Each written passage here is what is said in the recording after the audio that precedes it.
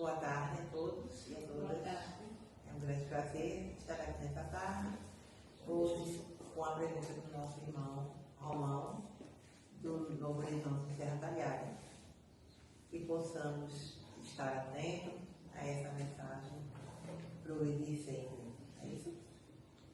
Para que a gente possa refletir e absorver o que nos vai ser trazido nessa tarde. E para começar, eu peço a permissão do Espírito Sagrado para fazer a prece.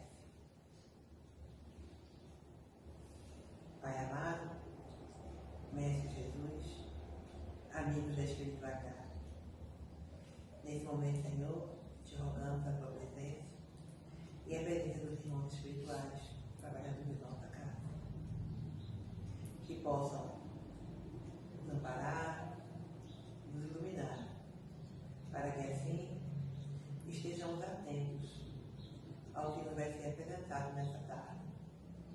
Que esses ensinamentos possam tocar os nossos corações e colocarmos em prática em nossas vidas. Que a tua paz, que a tua harmonia esteja conosco durante toda a atividade. Que assim seja.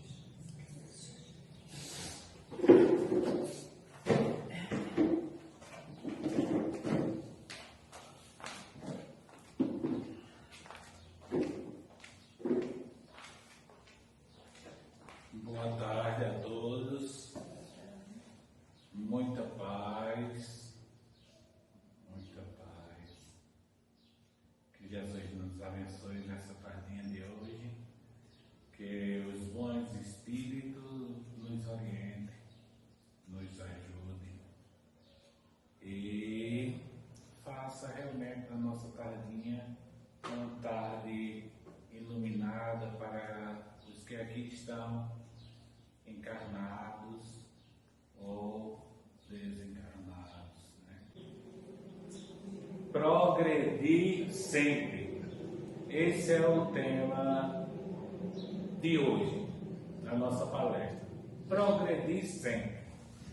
E aí, esse tema, é claro que é para o palestrante, e aproveitar, né? Porque os palestrantes estão tendo assim uma regalia que talvez eles não tenham daqui para frente, não. Está podendo falar, porque a gente está num tempo que não está podendo falar muito, não, né? E aqui Cléo me disse que eu tenho 50 minutos para falar, então vou aproveitar esse tempo, desses 50 minutos, para falar, né? E esse é um tema maravilhoso. Eu fiz há 15 dias lá no Grupo Novo Horizonte, e é importantíssimo para cada um de nós individualmente, porque individualmente é o que vai nos ajudar coletivamente em todas as áreas, em todos os locais, em todos os âmbitos, né? Então eu começo com uma pergunta: por que nós temos que fazer mudanças? Por que nós temos que fazer mudanças? Primeira pergunta. E por que as mudanças que nós temos de fazer tem que ser para o bem? Duas perguntas, né? Duas. Porque temos que fazer mudanças e porque as mudanças que temos de fazer terão que ser para o bem. Então, a gente começa o nosso tema. Eu repito muito o tema durante a minha palestra e não é um lapso, não, é de propósito mesmo. Progredir sempre.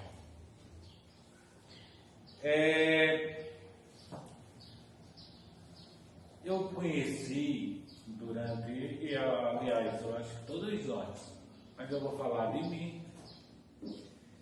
Conheci colegas da minha infância, essa semana eu estava lembrando sobre isso, da minha infância, que se tornaram também colegas da adolescência, Alguns se tornaram colegas da juventude e alguns não chegaram assim, a ser colega da maturidade, não. Né? Por que estou falando desses colegas? Infância, adolescência, juventude, por causa das mudanças. Porque alguns colegas, eles mudaram abruptamente, mudaram de uma forma espetacular. Na infância era de uma forma, na adolescência de outra, e na juventude de outra, e em certa maturidade de outra. Quais foram as mudanças deles? Uns eram bonzinhos, eram amáveis, maravilhosos, e de repente, com o passar desse tempo, foram se tornando ruins, foram se tornando más, pessoas más. Amigos, colegas. E aí, em certa fase, eu também vivenciei isso daí, né? Alguns eu tive que me afastar, alguns se afastaram de mim, mas eu não vou me colocar aqui no caso. E alguns colegas que pareciam assim, aqueles meninos na infância já, pareciam crianças perversas, eles já pareciam na infância, rapaz. Era uma coisa incrível, porque eles na infância assim tem uns coleguinhas que cortavam, o me deve lembrar, né? Eu sei da história, amigo, mas eu não lembro. Não tem um corte de aquidêmio, meu amigo? Você lembra do corte de aquidêmio? Lembra? Ave Maria, amigo. Aquele corte de aquidêmio não era muito bom, não. Porque a gente pequenininho, o pai levava, cortava já aquidêmio, que era aquele corte do exército, né? Aqui fica direitinho, aqui tudo careca. Aí tem uns menininhos que eles chegavam tão na careca. Então esses menininhos pareciam que ser ruim, que ia ser perverso, e assim, eles davam cascudo. Lembra de cascudo, amigo? Tum, cascudo que eles soavam os cascudos. Aí as mães e os pais diziam: eita, esse menino quando crescer vai durar muito. Não. Esse menino é ruim. O menino é ruim. E o menino cresceu. Né? Eu estou falando dele não, são colegas que eu conheci mesmo. Cresceram e se tornaram pessoas boas. Se tornaram pessoas do bem. Nessa faixa etária aí também, e nesse ritmo de vida, conheci literalmente crianças, adolescentes, jovens, que estacionaram. A mente que tinha de jovem. Claro que eles passaram por a infância, claro que eles passaram, né, por adolescência, claro que eles passaram por a juventude e lá ficaram. E é verdade, rapaz, lá ficaram. Não foram nem para o bem, não foram nem para o mal. E assim, a cabeça parou ali. Parou. O que eles tinham de conhecimento chegou até ali e parou. E por incrível que pareça, depois dessa palestra que eu fiz em Serra Talhada, que amanhã, como já mencionei, vai fazer 15 dias, eu encontrei um desses na rua, eu ia com eu disse só um dos que eu mencionei na palestra. Está assim com quase 60 anos, aí anda com um bonézinho de jovem, cabelo de jovem, bermuda de jovem, E se você parar para conversar com ele, a conversa dele é uma conversa de 40, 50 anos atrás, porque eu o conheço. Parou. Estancou. Certo. Esses exemplos são importantíssimos para essa palestra nesse dia de hoje.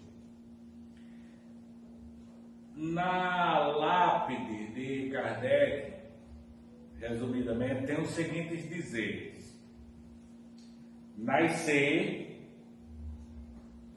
viver, morrer, renascer ainda e progredir sempre. Tal é a lei. Vamos memorizar esses dizeres da lápide de Kardec. Qual é o tema da nossa palestra? Progredir sempre. Esse é o tema, né? Anda com a memória boa, porque eu não ando, minha memória não anda boa, não. Vocês andam? Olha que a gente está pouquinho aqui, mas na espiritualidade isso significa muito. Mas vamos interagir um pouquinho. Vamos buscar aí por a nossa memória. Quem lembra o seu livro de história? Qual era o seu livro de história? Na quarta série. Olha, ali tem um irmão aqui, nosso Alexino, que tem uma memória aguçada, viu? Além de tu, Almir, Alexino tem uma memória aguçada. Agora eu quero saber quem lembra o livro da quarta série de história. Quem lembra? Não? Lembra? Alexino lembra. Lembra? E é porque eu fui longe. Porque, que maravilha. Pois você vai ter mais culpa, meu irmão. Nessa palestra aqui você vai ser mais culpado. Você lembra, né? Olha, mas a maioria não lembra, né? Ou lembra? Quem mais? A Alexine disse que lembra. Almir lembra também o livro da quarta série? Não. Lembra, Almir? Eita! Se prepare. Se prepara, Almir. Certo. Alguém mais além de Alexine e Almir lembra? Do livro da quarta série? Eu não lembro nem que eu li essa semana.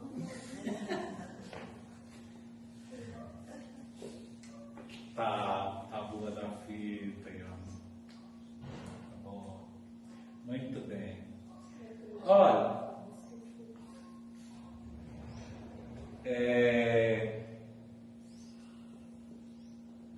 tema de novo, progredir sempre. Progredir sempre. E aí, a gente vai entender a palavra, buscar a palavra progredir. Em um dos dicionários, que são muitos, né? Mas eu fui procurar em um dicionário que me ajude, né? Na palestra e que entre no contexto do texto. E aí, no dicionário, eu encontrei que no intransitivo 2 do verbo, progredir significa tornar-se maior ou melhor, incorporando coisas novas ou mais modernas, desenvolver-se, crescer, modernizar-se. E aí a gente vai ficar com essa parte principal. Vamos lá, eu já fui para o intransitivo 2, né, que tinha e a gente vai ficar com a parte inicial aqui. Tornar-se maior e melhor. Certo? a codificação espírita, no livro dos Espíritos, questão 621 a 624, mostra que Deus colocou toda a sua lei na nossa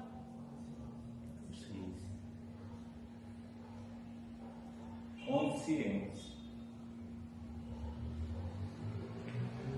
Acontece que a maioria dos seres humanos não são como Almir, como Alexinho. A memória falha.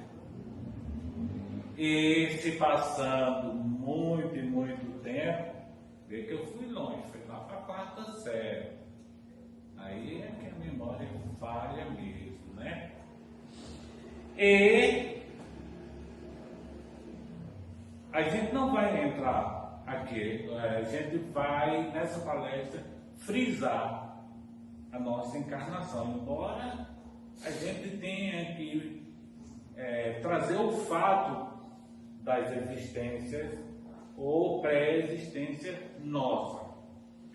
Mas a reencarnação nossa presente é o que vai permear essa palestra de hoje de Progredir Sempre. Deus sabia que a nossa memória era falha. Né? Ele sabe que a nossa memória é falha. Na maioria de nós, acontece o que Iona acabou de mencionar. Né? Tem coisas de ontem que eu não consigo me lembrar. Imagina da minha quarta série ou das minhas outras vidas. Questão 171, reencarnação e justiça divina. Essa palestra, toda ela, tem como base a base dessa palestra. E quem conhece, está entendendo o linguajar. Ela é toda baseada, e claro que a gente vai tentar um linguajar compreensível, em progressão dos espíritos. Questão, vocês podem até anotar, mas está registrado aí no livro. Questão 114 do Livro dos Espíritos, a questão 127. A palestra tem como base, está embasada essa palestra, com, claro, um linguajar diferente do que está escrito lá, mas a base é o Livro dos Espíritos, repetindo, questão 114 a 127. No final do que está escrito lá na lápide de Kardec, diz: nascer, viver, renascer ainda e progredir sempre. Aí depois diz: tal é a lei. Pronto, depois eu aconselho que considerem, abra o Livro dos Espíritos, leia ponderadamente, 1, 2, 3, muitas vezes, essa questão, porque progredir é uma lei. E progredir sempre é uma lei. Certo? Mas Deus sabia da nossa capacidade memorial. E Ele nos fez espíritos simples e ignorantes, e enquanto a gente não tinha como usar o nosso livre-arbítrio para decidir entre o bem e entre o mal, Deus tomou de conta do nosso espírito, como uma mãe que toma de conta do filho, enquanto o filho não sabe que colocar o dedo na tomada seria fatal. Enquanto um filho não sabe que atravessar a rua e vir um carro seria fatal, e aí a mãe toma de conta de Deus. Enquanto o espírito não atinge a capacidade de despertar no seu inconsciente para a sua consciência a lei divina de escolha entre o bem e o mal, Deus o protege. Mas é chegado o momento em que o espírito, ele agora passa a entender. Ele passa a entender que ele cresceu, é como uma criança. Cresceu, fez 18 anos, vai ter que sair de casa e vai ter que se sujeitar à lei ou não. Certo? E eu acho uma maravilha, mas é uma maravilha mesmo. Deus e sua didática, sua forma de ensinar. É uma forma maravilhosa de ensinar. Durante séculos, Deus tem ensinado de uma forma peculiar e de uma forma que a humanidade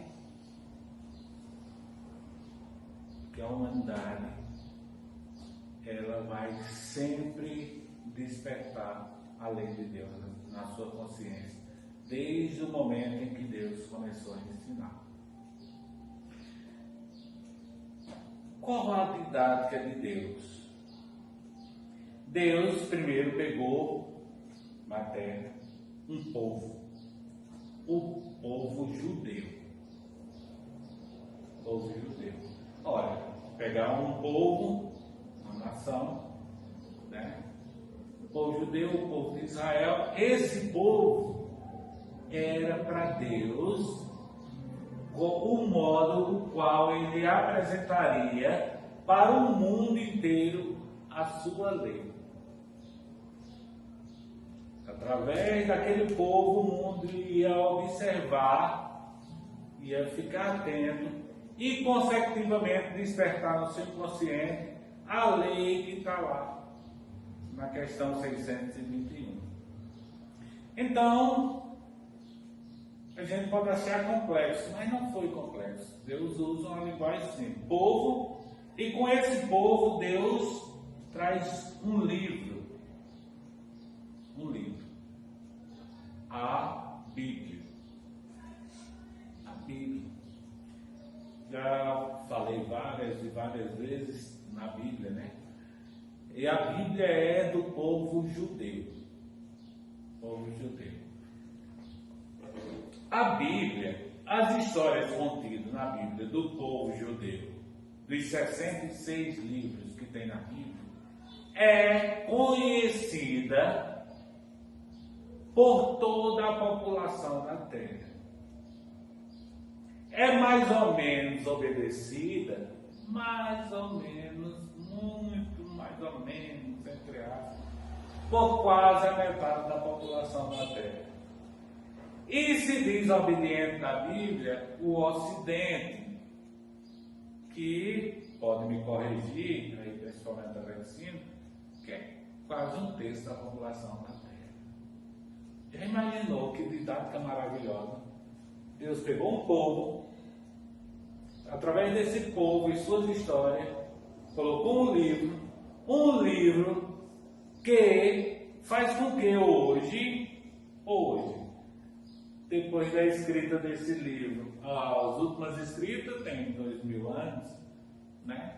A escrita dele começou há mais de 3.500 anos, mas as pessoas que existem na Terra sabem algo desse livro. E aí, nós vamos destacar essa didática de Deus. Olha, lá no Velho Testamento, você percorreu o Velho Testamento todinho, que são 39 livros da Bíblia. O Velho Testamento ensina só uma coisa: a desgraça da desobediência. Não ensina, né? As pessoas vão ver lá, aí vão ler, aí, né, diz, eita, mas acontecia coisas horríveis, por causa da desobediência. É o ensino que Deus quer mostrar. Perca do paraíso. É o que se chama Velho Testamento. No Novo Testamento, veja a didática de Deus. No Novo Testamento aparece logo quem? Jesus. E Jesus ensina o que? O Novo Testamento é a obediência. Obediência vai levar o que? Ao paraíso. Então, Velho Testamento, desobediência, perda do paraíso. Obediência, através dos ensinos de Jesus, não é à toa que o povo que seguia Jesus dizia a verdade, sem temer absolutamente nada, praticava os ensinamentos de Jesus direitinho, mesmo que morresse, mesmo que fosse jogado no fogo, que fosse comido pelos leões, estava tudo tranquilo. Poxa, vai para o paraíso, e havia a certeza disso. Mas aqui a gente está vendo a forma de Deus ensinar. Aí a terceira forma agora. Essa terceira forma é a mais importante, porque diz respeito ao nosso tempo. Ao tempo de hoje. Ao tempo que nós estamos vivendo. E a terceira forma de Deus ensinar vem através da codificação. A gente não precisa dizer, mas eu vou dizer. Primeiro, Moisés, que foi quem escreveu os primeiros livros da Bíblia, mas a maioria dos profetas que escreveram até mais ou menos uns 500 anos antes de Jesus, o que totalizava ali quase 1.500 anos, entre aspas, né? Os escritos do povo judeu. Depois, até o primeiro século, se conta a história do Novo Testamento. E agora, que também é profeta, mas a gente não vai entrar nesse assunto, aparece o Consolador prometido por Jesus, que é a codificação para nós espíritas. Interessante isso. Para nós espíritas, é a revelação de Jesus. E aí a didática de Deus agora. Ele foi lá, mostrou o significado da desobediência. Deus nos mostrou durante esses 3.500 anos, Ele mostrou também o que pode gerar a obediência. E agora, qual é a didática da codificação? A didática da codificação é consciência, vontade e mudança moral.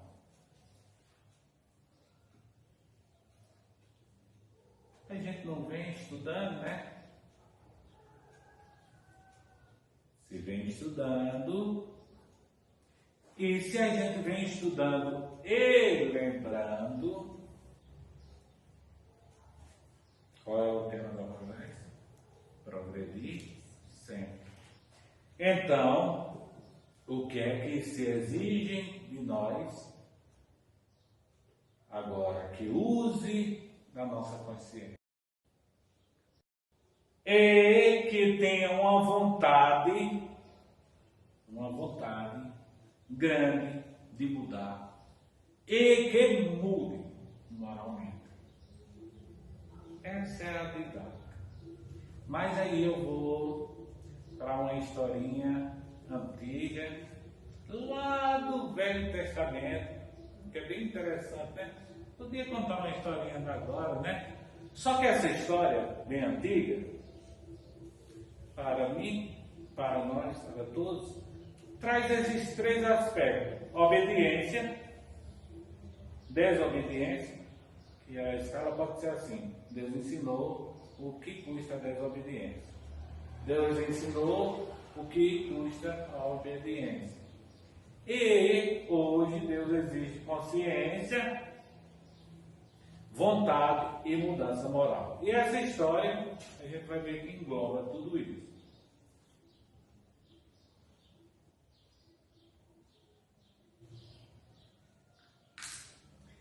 Eu vou lá para o livro de 2 Samuel, capítulo 11 e capítulo 12. É a história do rei Davi. Rei Davi. Eu acho linda a história do rei Davi. O rei Davi é um arquétipo muito lindo. O rei Davi, ele desde pequenininho tocava harpa, ele fazia poesia, poema com as estrelas. Lembra que eu falei do menininho pequeno no início da palestra? Davi desde pequenininho tocava harpa, fazia poema com as estrelas, e Davi era um amante de Deus. Sabia, todos os salmos de Davi enaltecendo o amor, a sabedoria, a grandeza de Deus. E Davi teve uma vida vitoriosa. Se tornou rei ungido por Samuel, né? A revelia de seu pai, de seus irmãos, do rei Saul. Mas Davi venceu tudo.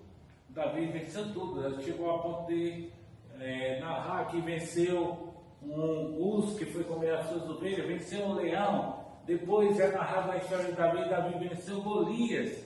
Né? Davi era um chefe de exército que em toda batalha de Davi saía-se vitorioso. Né? Porque as batalhas daquele tempo não eram só como as que Paulo diz, que nós temos de trabalhar uma batalha não com carne e sangue, mas com as forças espirituais, né? Não, as batalhas naquele tempo eram com as forças espirituais e eram também de carne e sangue. Davi tinha que vencer o povo que não acreditava nas leis impostas para o benefício da humanidade. Ele tinha que lutar e estabelecer o reino de Israel. E Davi fazia isso magistralmente.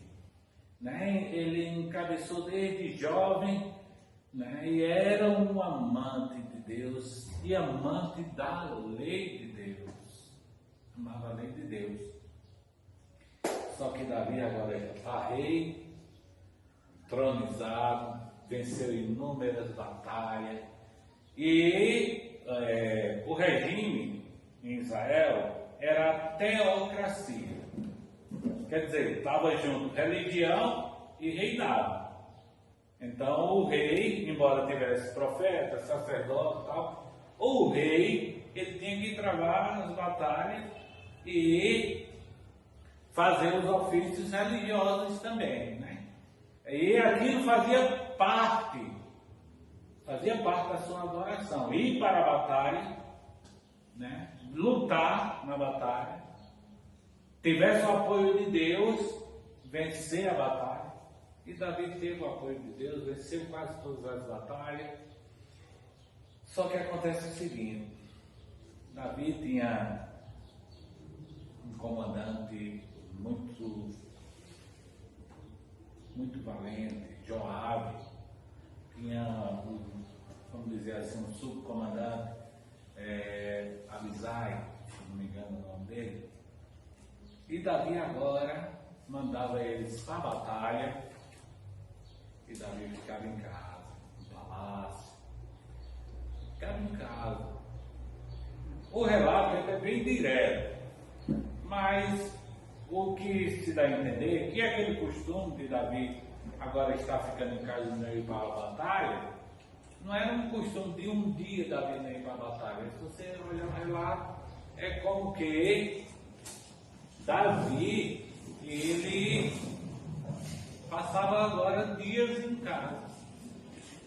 Passava dias lá em casa. É bem interessante, porque é como se Davi agora afrouxasse não na sua disposição de lutar. Não, absolutamente não. Mas a sua guerra espiritual. Poxa, já tinha passado por tantas coisas, né? Já tinha vencido tantos desafios, e agora Davi ficava em casa, ficava o exército de Davi batalhando, que as batalhas eram consideradas divinas. Davi ficava repousando. Aí então, Davi está lá no seu palácio, tranquilo. É como um membro espírita, eu vou trazer para o espiritismo. Eu poderia trazer para os pastores, para os padres, o que acontece com todo mundo. Mas nós somos o quê? Espírita. Vou trazer para os espíritas, né? Então é como o espírita, ele entende, sua consciência já passou pelos ensinos de Moisés. Ó, a responsabilidade, entendeu os ensinos de Moisés. Os ensinos de Moisés até como fosse os ensinos da carochinha agora, né? Para aqueles que entenderam, não passou por os ensinos de Moisés. Os espíritas, em geral, têm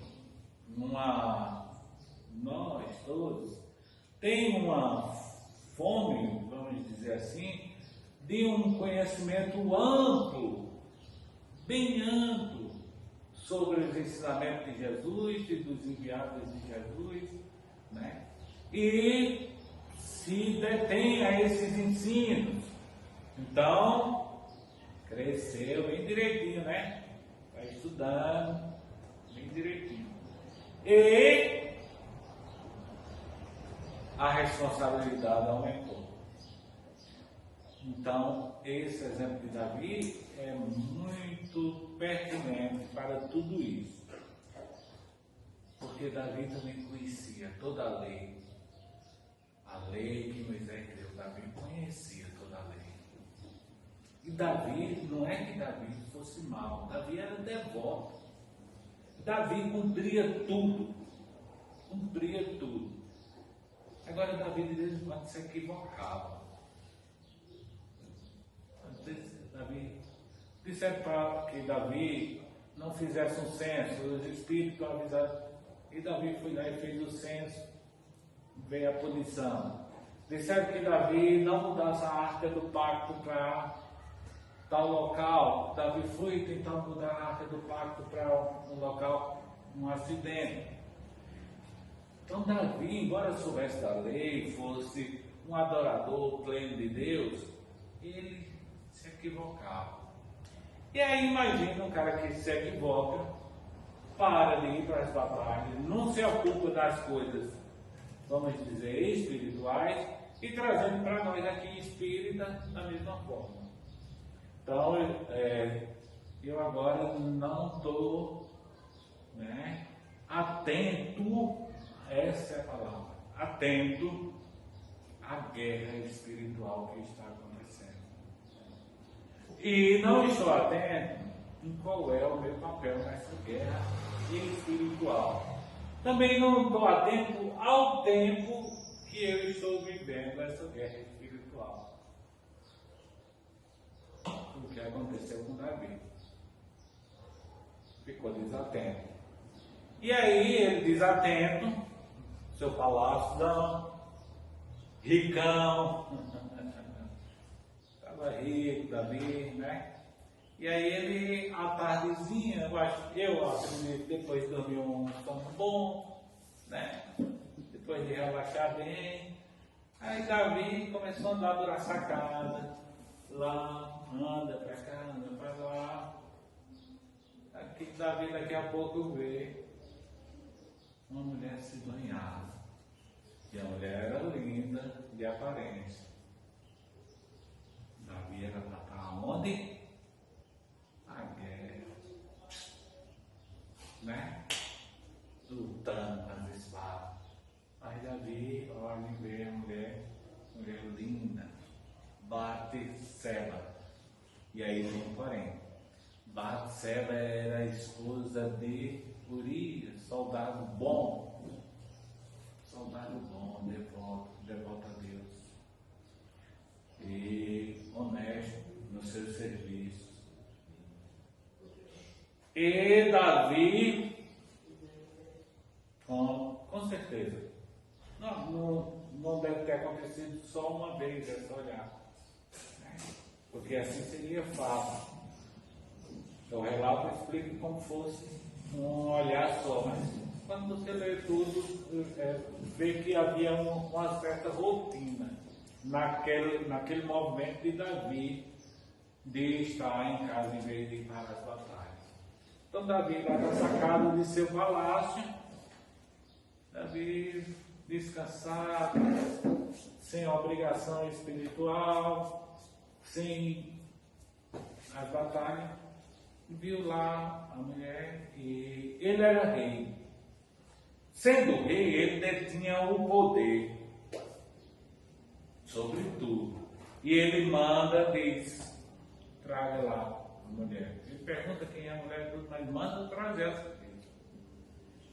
E ao trazer a mulher, Davi se deita com a mulher, comete adultério com Batseba. E a situação de Davi é bem interessante, porque quando você vai ver no relato, Davi, como a gente, quando comete um erro, procura sempre se enganar. Sempre se enganar. E a mulher manda avisar Davi que ela não vê a menstruação e que ela está grávida e tal. Aí Davi vai lá buscar, manda que Urias venha lá da batalha e tal. Aí vai buscar Urias vem da batalha, Davi, né, rende lá as homenagens a Urias e tal.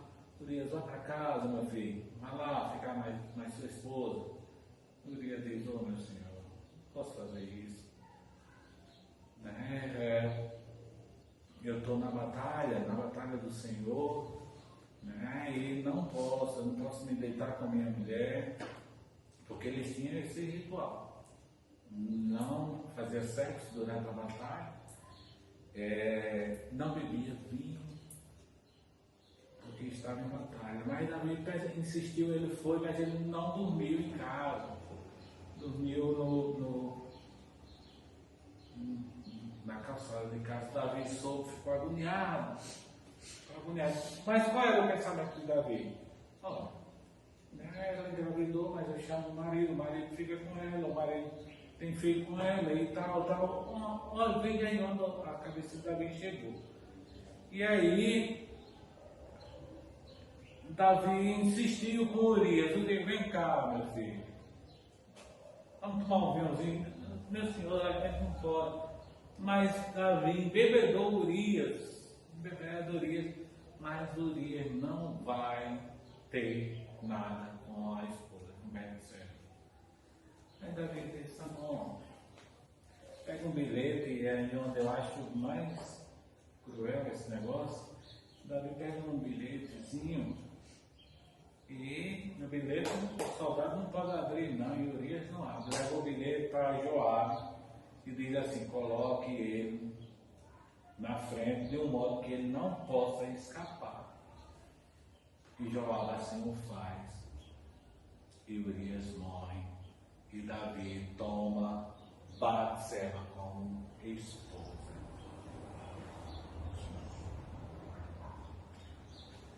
Então, o que acontece com Davi? Esqueceu toda a lei de Deus.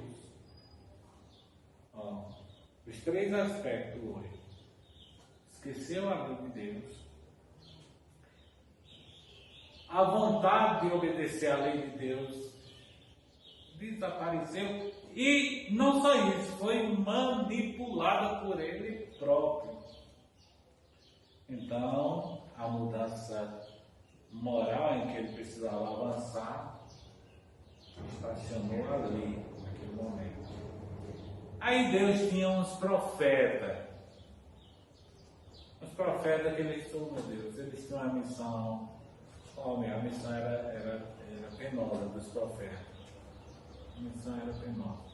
Porque o rei estava lá fazendo um monte de coisa errada, e os profetas eram médios, né? Tinha que dizer a eles: você está errado, rapaz. Você errou, tinha que dizer. E aí, toda vez que alguém lhe diz, você ou você. Aí o que é que acontece? A pessoa não se sente bem. E o cara sendo rei? Aí o que era que eles faziam com os profetas? Mandavam matar os profetas.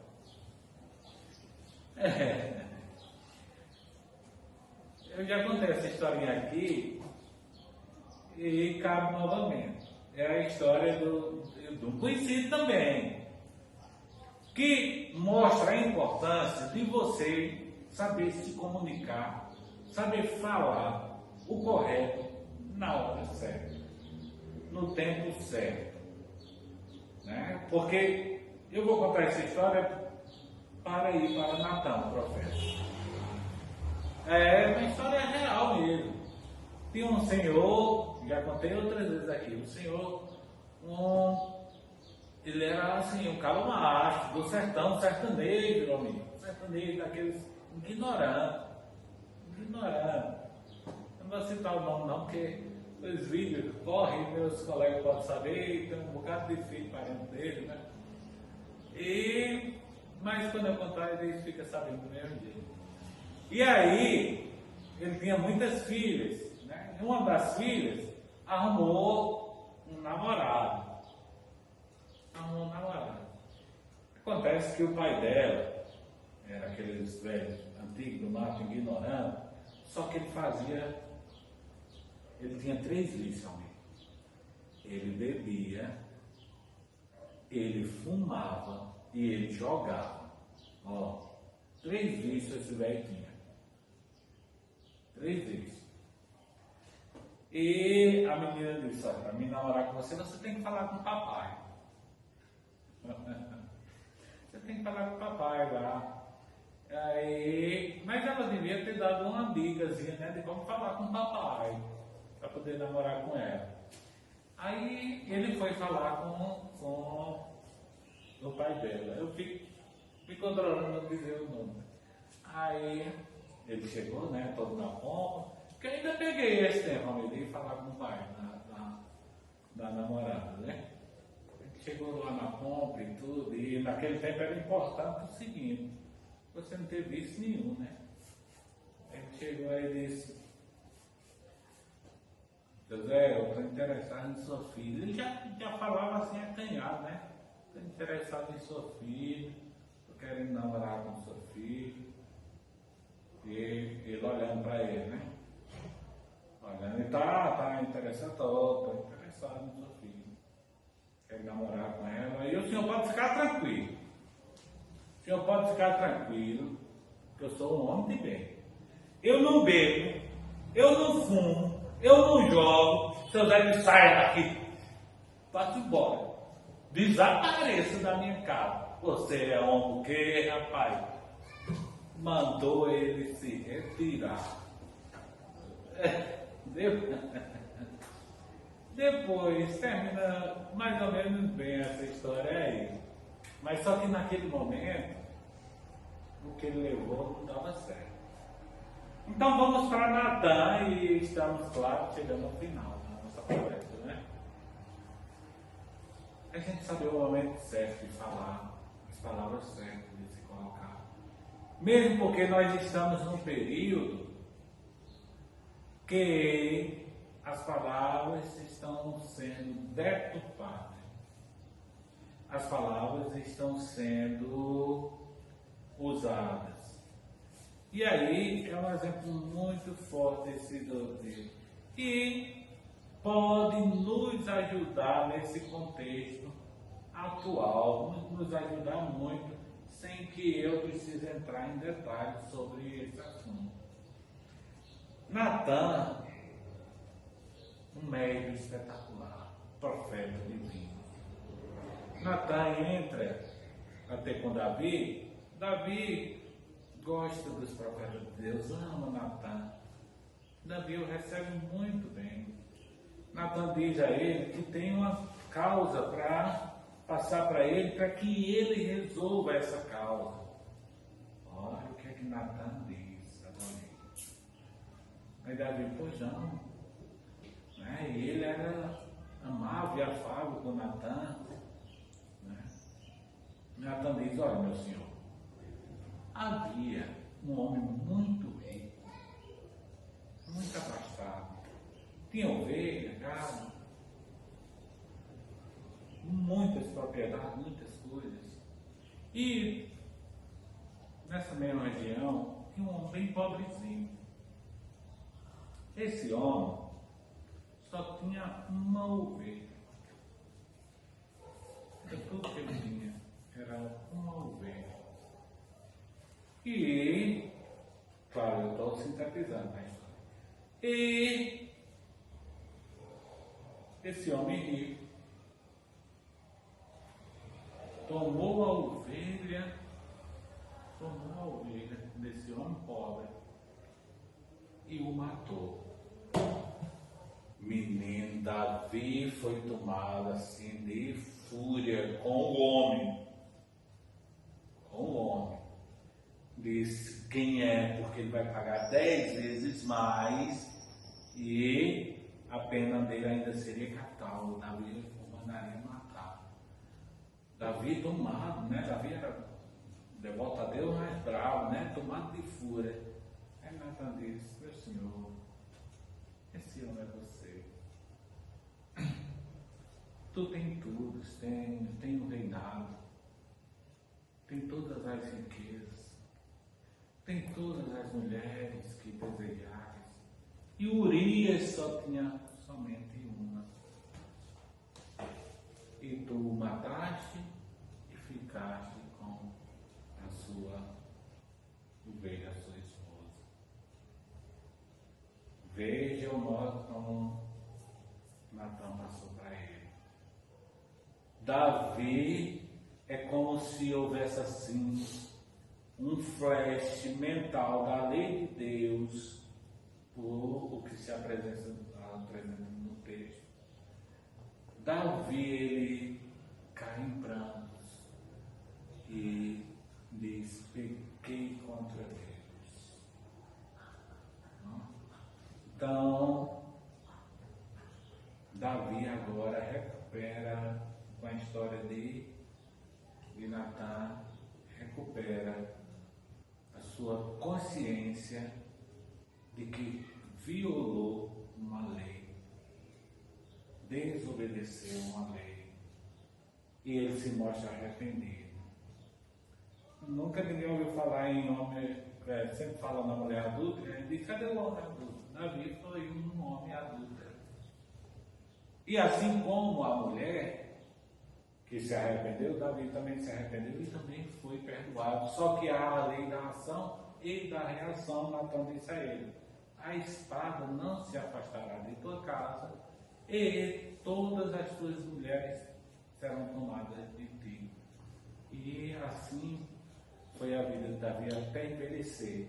O que não impediu que Davi continuasse devoto, fiel a Deus.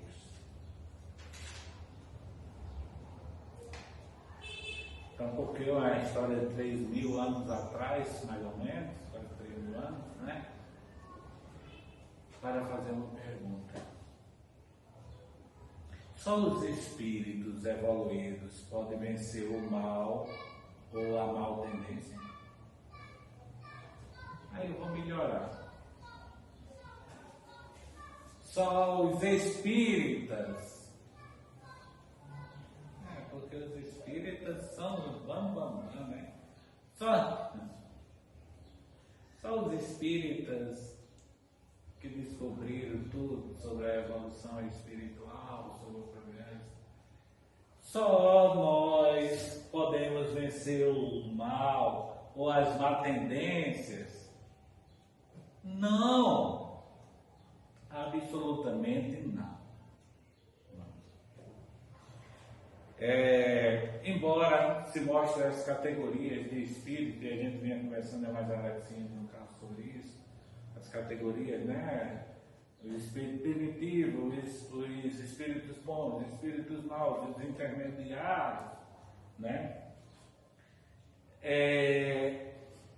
As vezes se coloca que a maioria da humanidade está entre os intermediários.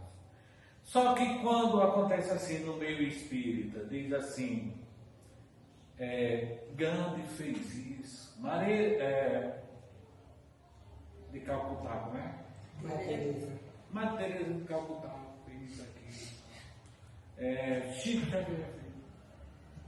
São espíritos evoluídos. E aí a gente já fica, né? Realmente, eles galgaram, se esforçaram, se tornaram espíritos evoluídos, mas para mostrar que nós podemos fazer isso. E também a maioria da humanidade tem vencido o mal. A maioria. Porque já imaginou se a maioria dos encarnados fossem pessoas más? E eu já citei exemplo aqui de evangélicos que tem 40 anos que eu conheço que mudaram do bem para o mal. E ele não é o único. Existem muitos evangélicos. Católicos. Já citei os anônimos, alcoólicos anônimos, neuróticos anônimos, narcóticos anônimos, o DASA, pessoas que venceram como é o nome? Anomalias horríveis, tendências que você acha assim, só um santo vence, e os anônimos têm vencido. Então, o progresso, o progredir moralmente, progredir intelectualmente, né, pode ser para uma elite, talvez, né, mas também não é, porque vai se galgando esse progresso. Mas o mais importante é saber que progredir moralmente é possível. É possível. Lembra qual foi o embasamento aqui dessa palestra? Quem lembra? Livro dos Espíritos, Progressão dos Espíritos. As questões, quem lembra? Termina na 127.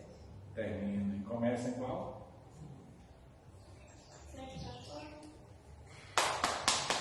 Parabéns, Isadora. Aluna, por isso que passou, tirou nota boa, Isadora. Tu já começa agora a ter um compromisso. E é importante esse compromisso e esse entendimento, porque a aquisição, para se progredir moralmente, não está desligada do conhecimento. Tanto que o conhecimento, ele foi atrelado quando o espírito desenvolveu a consciência. Então, conhecimento está atrelado ao progresso. Mas mais atrelado ao progresso está a vontade de mudar. Nesse mesmo ponto, questão 114 a 127, uma síntese do ponto lá diz assim: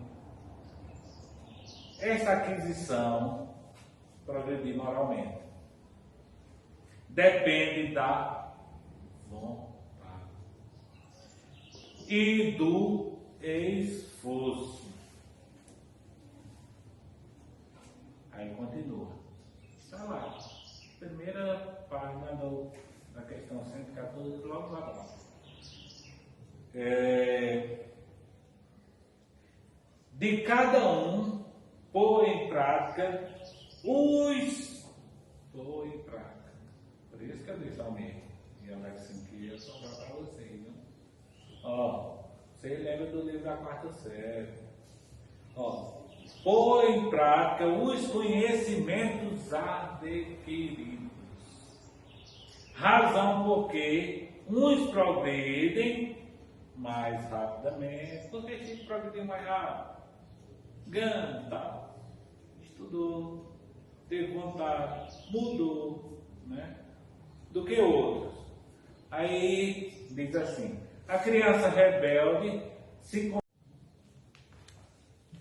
seu aproveitamento já o seu aproveitamento, da sua. Esqueci o nome aqui, mas da sua melhor moral. Vai depender da sua maior docilidade. Então, quer dizer, sou um menino bonzinho, aluno bonzinho para aprender. Tenho vontade de colocar em prática o que eu aprendo? E coloco em prática o que eu aprendo? Claro, aqui eu divido aqui com o pessoal. Pensei que tinha muita gente, trouxe 15.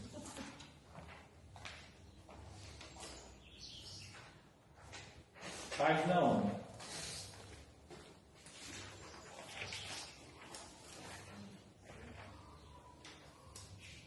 Mas vocês podem guardar, levar para casa, fazer um quadro.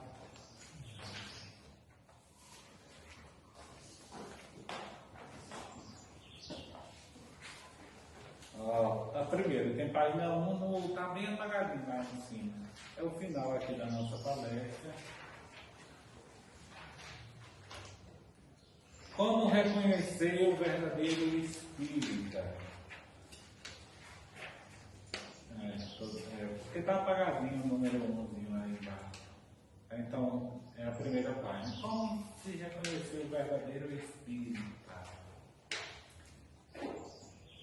Reconhece-se o verdadeiro espírita por o acúmulo de conhecimento, por a sua ostentação, por o seu carro novo, né?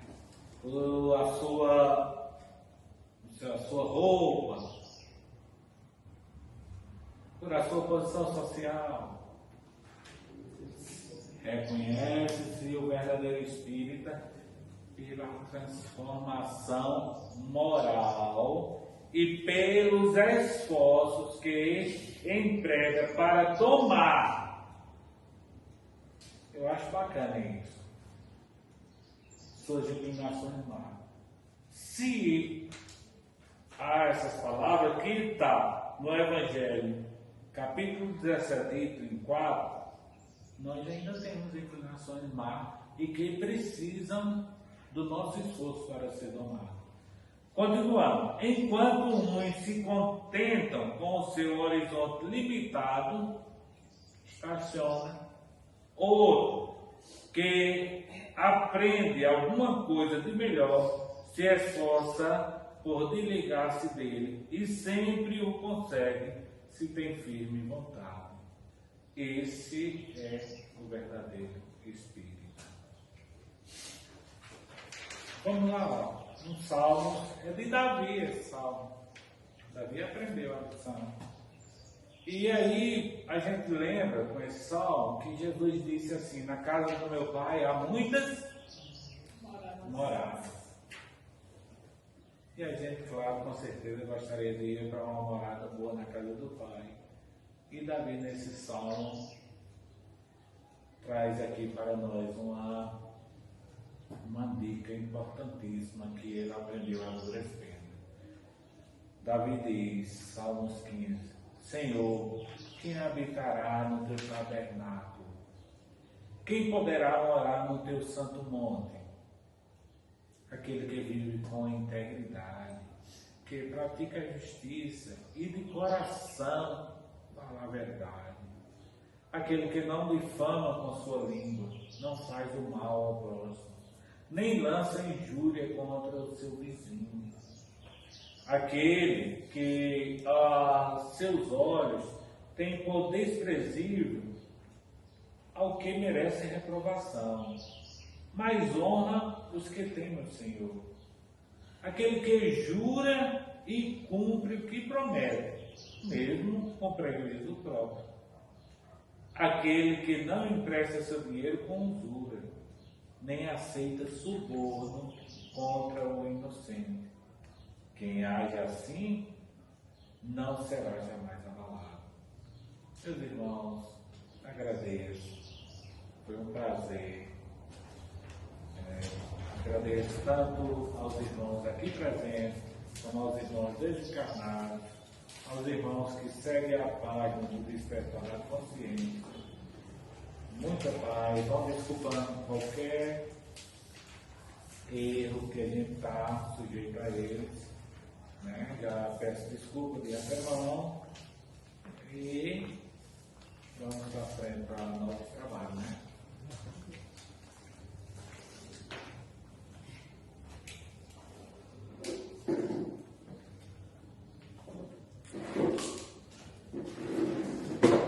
E assim nós encerramos mais uma tarde.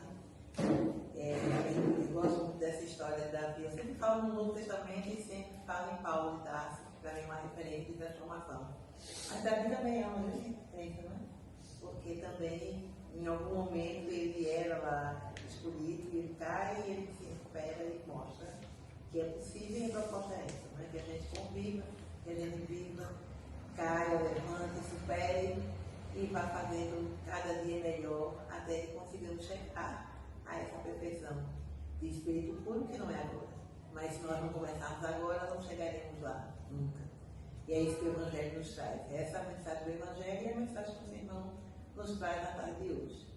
Que evoluíssem todos os dias, a vida vai nos apresentar oportunidades que possamos fazer bem uso dela. Agradeço a todos, agradeço especialmente aos irmãos e louvor e sons que, como sempre, nos dão esse amparo. A nossa casa, essa casa que é a nossa irmã e tem nos ajudado muito nesses momentos de transformação e convido nosso irmão para fazer a nossa festa de encerrar.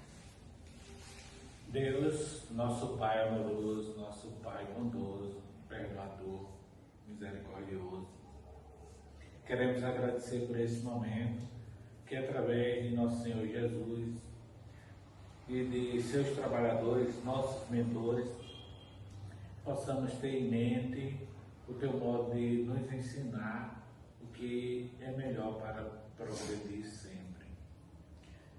Que tenhamos em mente que podemos sim progredir sempre, escolher o caminho do bem e nos esforçar.